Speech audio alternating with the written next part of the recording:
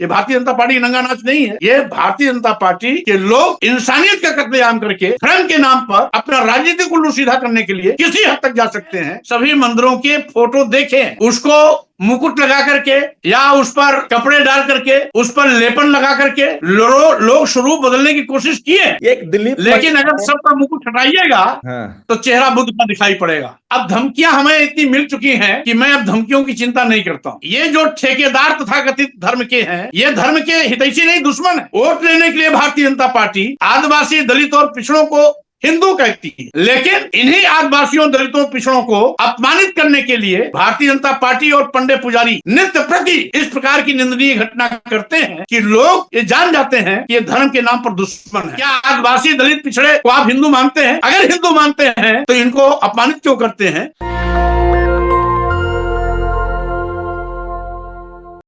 नमस्कार, मैं शंभू कुमार सिंह और आप देख रहे हैं नेशनल दस्तक। मेरे साथ खास मेहमान है इस समय स्वामी प्रसाद मौर्य। किसी परिचय के मोहताज नहीं है, बहुजनों की आवाज, शोषित वंचित के बड़े नेता और यूपी विधानसभा के नेता प्रतिपक्ष रहे हैं, यूपी में मंत्री रहे हैं, अभी भी विधान परिषद में लीडर अपोजिशन है। मौर्य साहब, आपने एक बड़ी बात कही है कि अगर ज्ञान वापी पर सर्वे हो सकता है मस्जिद का, तो मंदिरों का सर्वे हो, वो सब बुद्ध विहार थे। इसका क्या आपके पास सबूत है, क्या तर्क है? देखिए, कुल मिलाकर के इस प्रकार के नित्य प्रति जो नए विवाद आ रहे हैं, मस्जिद और मंदिर का, हिंदू और मुस्लिम का, ये भारतीय जनता पार्टी की एक सोची समझी साजिश के तहत फिरका प्रस्ती के माध्यम से समाज और देश को बांटने की कोशिश की जा रही है। भाईचारा का कत्लेआम किया जा रहा है। जब हमारा भारतीय संविधान पंथ निरपेक्ष, धर्म निरपेक्ष की बात की पक्षधर है, सभी धर्म, पंथ, संप्रदाय को समान रूप से सम्मान देने की मंशा है, तो उसका अनुपालन सबको करना चाहिए। इसीलिए मेरी मंशा किसी की धार्मिक भावना को ठेस पहुंचाना नहीं, अपितु भाईचारा बनाए रखना, सांप्रदायिक सौहार्द समाज में बना रहे, देश में बना रहे। जो हमारी संस्कृति रही है, हिंदू, मुस्लिम, सिख, ईसाई सब हैं आपस में भाई भाई की बात आगे चलती रहे। वसुधैव कुटुंबकम का संदेश भी हमारे इसी भारत भूमि से दुनिया में मानवता के सशक्तिकरण के लिए दिया गया।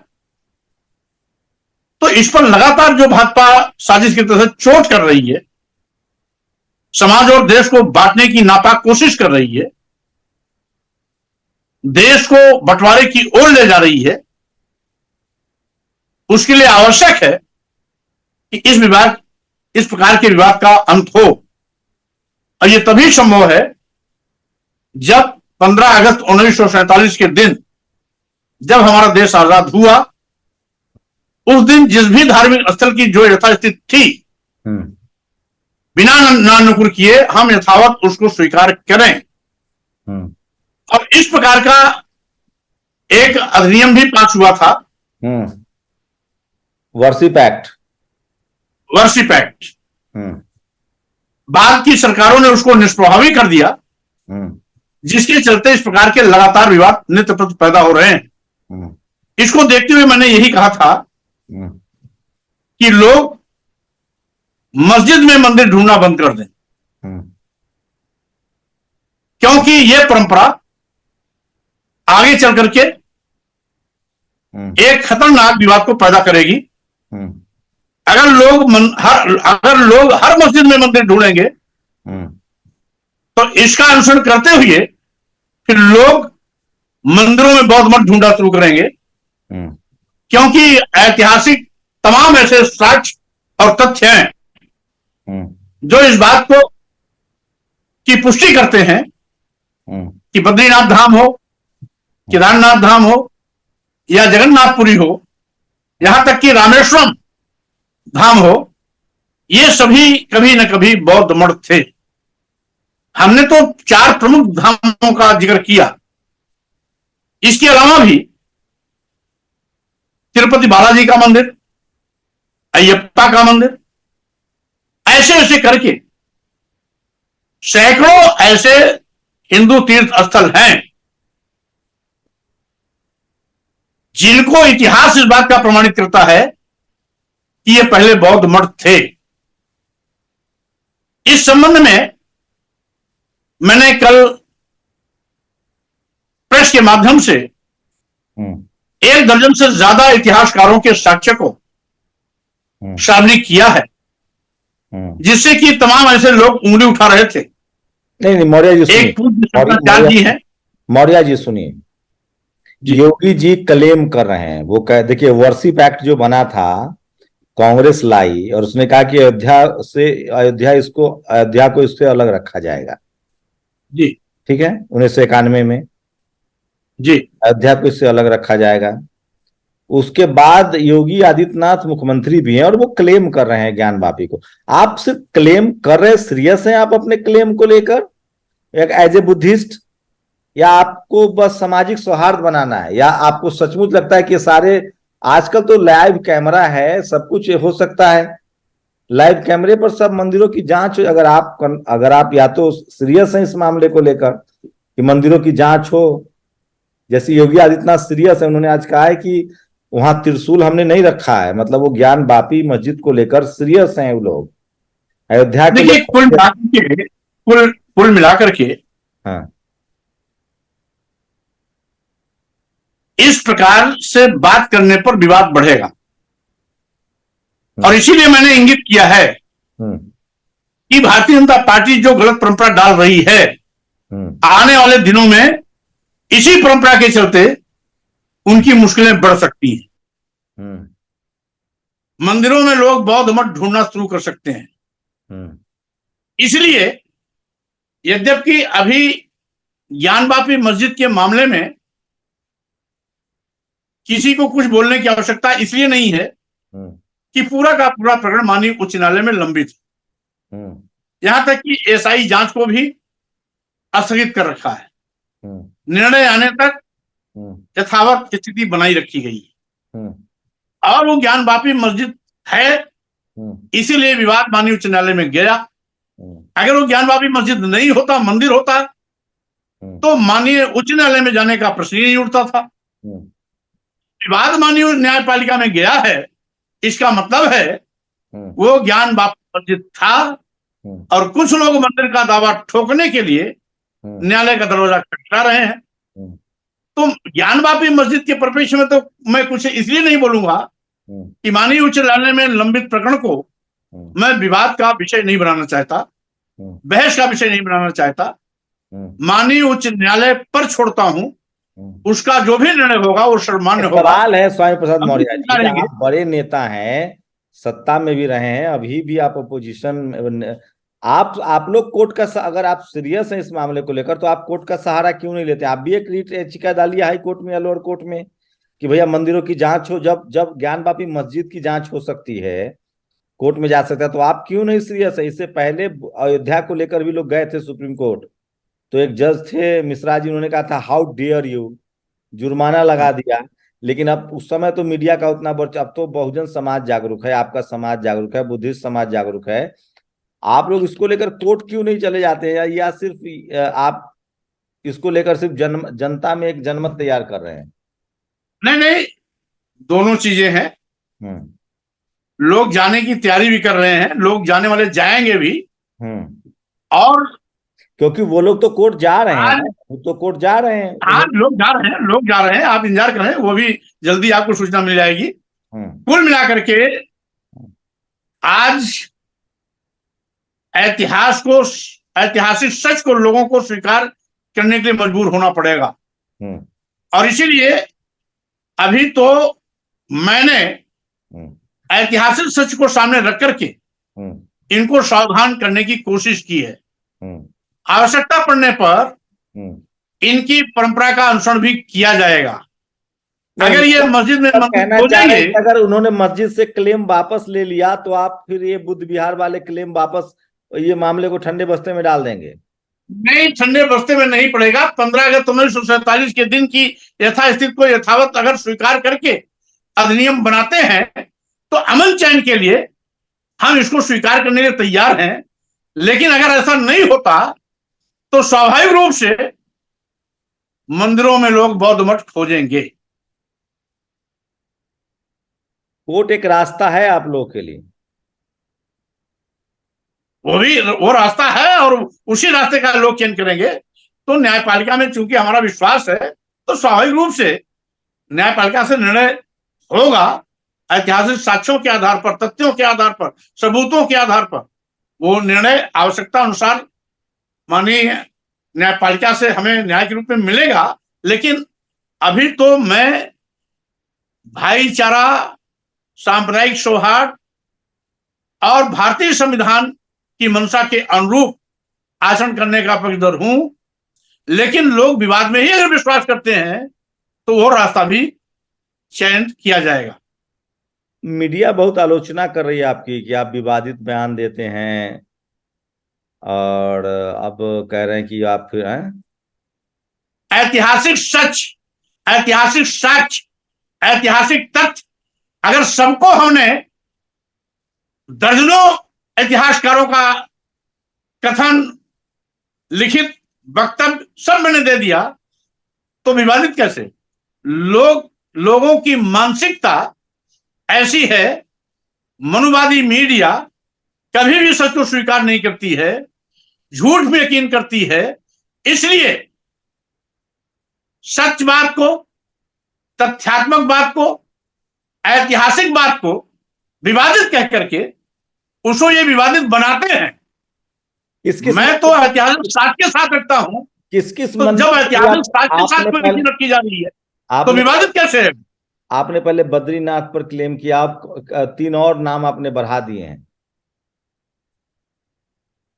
हमने तो कहा है 3 ही नहीं, सैकड़ों ऐसे बौद्ध मठ हैं जिनको तोड़ के मंदिर बनाया गया है और सबका रिकॉर्ड मेरे पास है।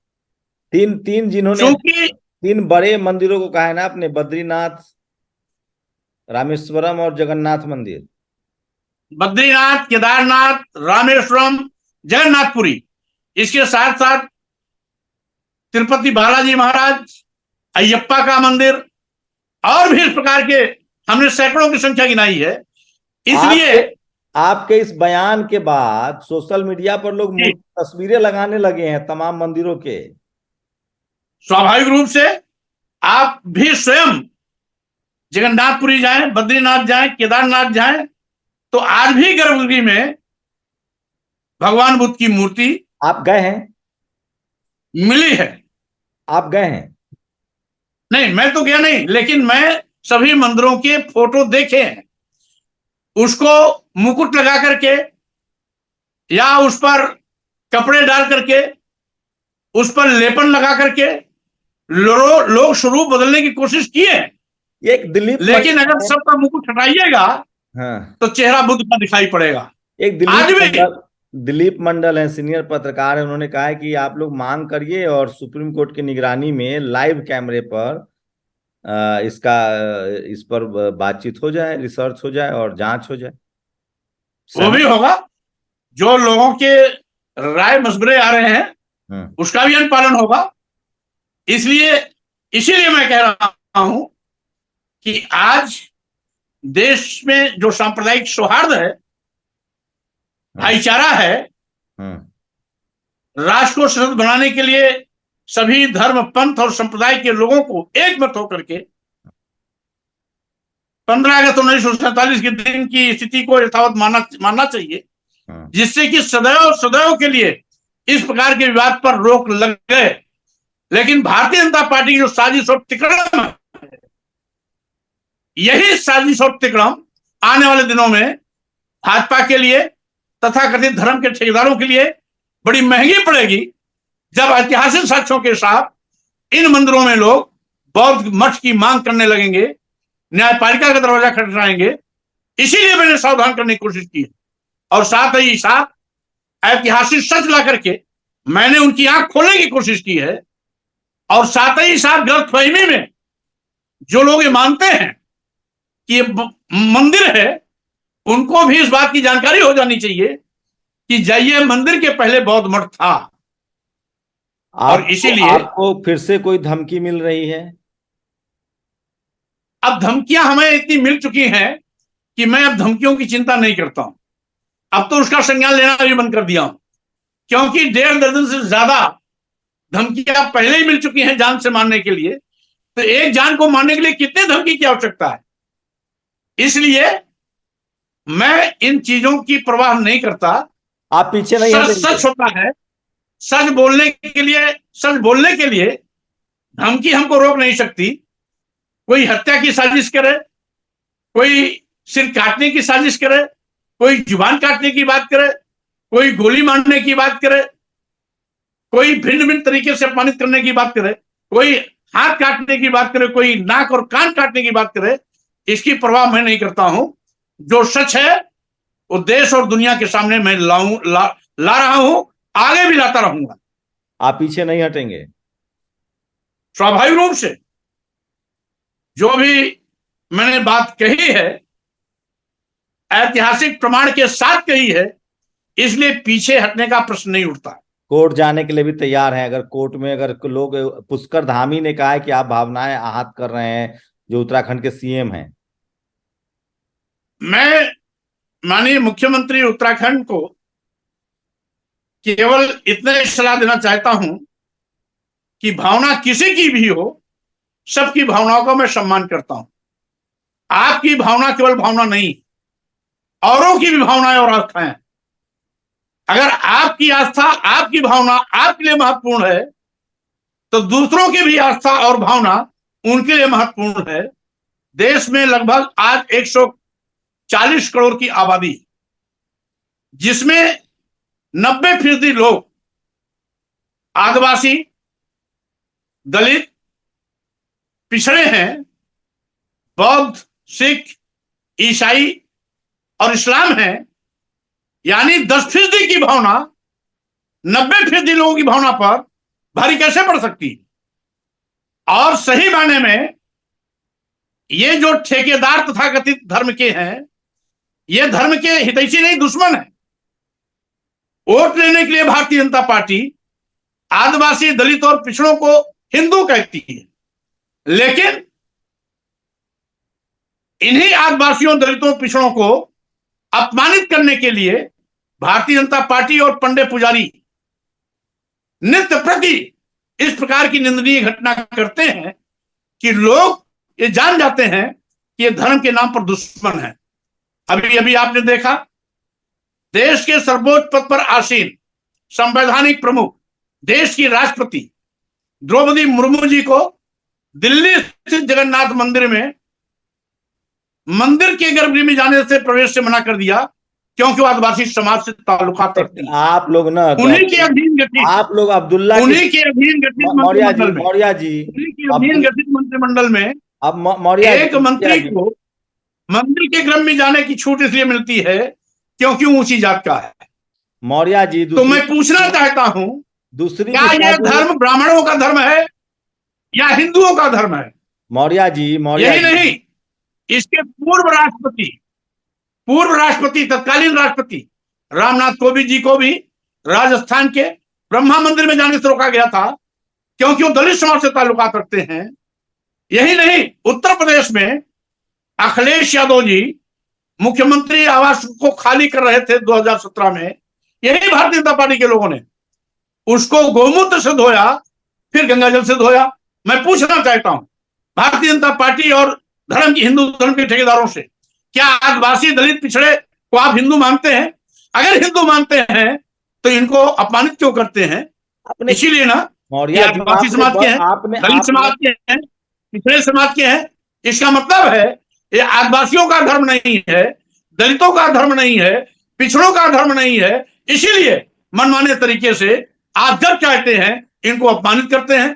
अब तो दलितों और आदिवासियों पर भारतीय जनता पार्टी के लोग खुल्लम खुल्ला पेशाब करते हैं, उनको इस हद तक अपमानित करते हैं कि उनको तरह तरह से प्रताड़ित करना, मारना, पीटना, पेशाब करना, यहां तक कि टट्टी तक उनके मुंह में जबरदस्ती डालना, इतनी नीची हरकत तक चले गए हैं।